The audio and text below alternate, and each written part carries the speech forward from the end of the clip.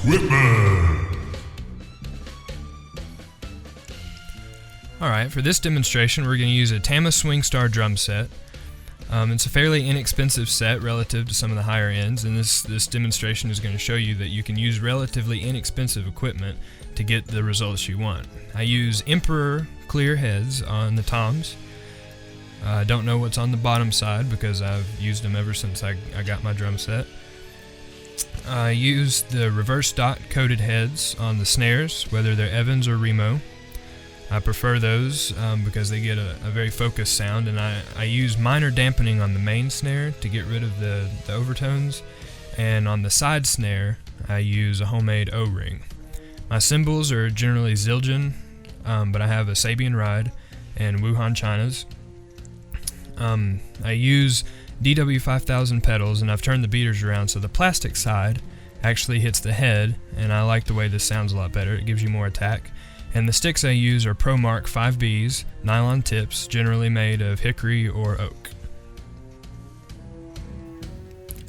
Here are the drum mics that I use. They're CAD microphones, and these are about as cheap as drum mics come. This is just to show you that you can get a decent sound with inexpensive mics. You can spend thousands and thousands of dollars on microphones, but they're really good, and they're relatively inexpensive. Now, a mic pack like this comes with two different kinds of mics. You've got your dynamic microphones and your condenser microphones. Condenser microphones are going to need a separate power source, a lot of times provided through your mixer or whatever you're plugging your mics into, and your dynamic mics do not. Condensers are used for your overheads, and most of the time everything else on your drum set is going to be a dynamic mic. Now, I also use what is called a FirePod, or I've actually got two FirePods here, and what happens is the mics run into the FirePods, and this is connected to my computer through FireWire.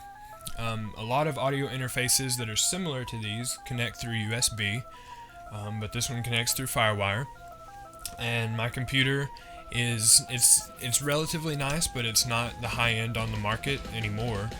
The processor on it is a E6600. It's just a dual core, pretty standard on the market right now, and it's got 4 gigs of RAM.